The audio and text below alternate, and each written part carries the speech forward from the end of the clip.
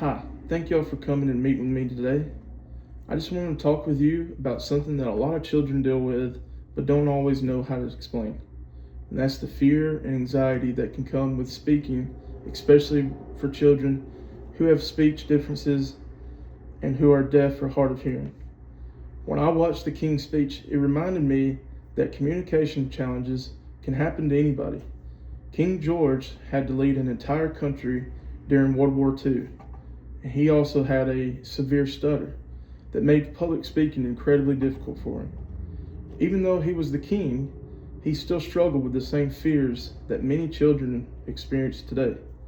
One thing I noticed about his body language before he had to speak, he looked very tense and his shoulders were stiff.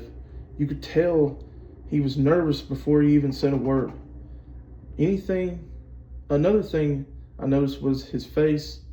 He often looked worried, stressed, or overwhelmed because he expected to have trouble speaking. He also avoided eye contact at times, which made it seem like he was embarrassed or afraid of being judged. When he actually started talking, he would pause or get stuck on words, and you could tell and see how frustrating it was for him. After giving a speech, he often looked completely exhausted, like it took all of his energy up to do it. That shows us that speech challenges affect much more than just talking. They can also affect confidence, self-esteem, and emotions. We see some of these behaviors in children at school. A child may know the answer, but they never raise their hand because they're afraid of getting stuck on words or feeling embarrassed. Another child may speak very quietly. They may look down at their desk. They may avoid eye contact. When someone talks to them, some students don't like reading out loud or giving in presentations because they're worried about other kids might laugh or not understand them. Those behaviors usually aren't because the child doesn't know the material. Most of the time, they're just anxious. These challenges can affect students in several ways.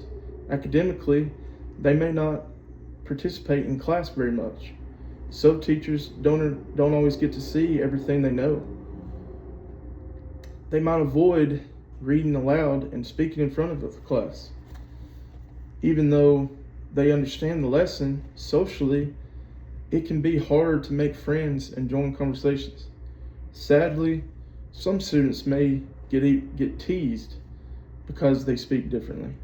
Emotionally, all of these experiences can hurt their confidence and make them feel anxious or frustrated.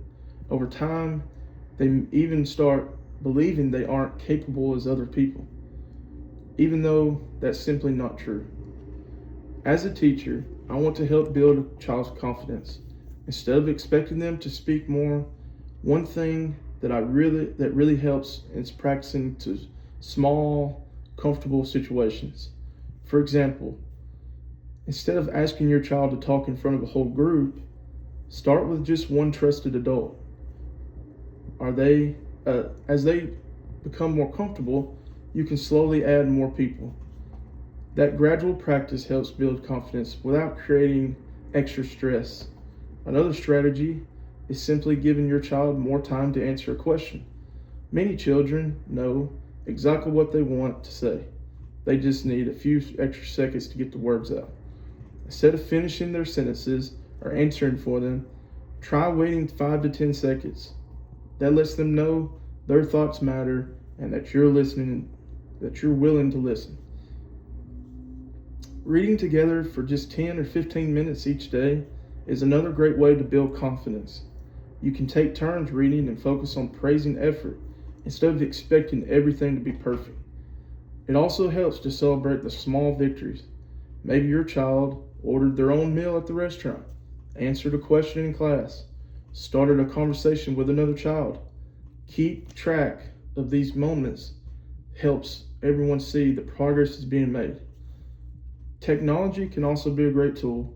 Your child could practice by recording short videos at home where there's no pressure. Then you can watch them together and talk about what went well instead of focusing on mistakes.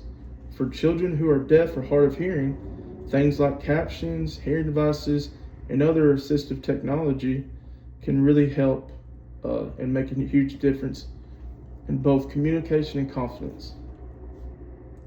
One of the biggest lessons I took away from the King's speech is that progress doesn't happen overnight. King George improved because he had someone who believed in him, encouraged him, and helped him practice little by little. That's exactly what our child needs. If your child has a speech difference or an auditory difference, I want you to remember that it doesn't define who they are or what they are capable of. Many successful people have faced communication challenges and still accomplished amazing things. What children need most is a group of adults who believe in them, encourage them, and celebrate every step of progress along the way. As your child's teacher, I want us to work together, stay in communication, celebrate your child's successes, and make changes whenever they're needed. By working as a team, we can help your child feel more comfortable speaking, build their confidence, and help them find their own voice. Thank you again for meeting with me today. I really appreciate your time, and I'm looking forward to working together to help your child's success in both school and life. Thank you.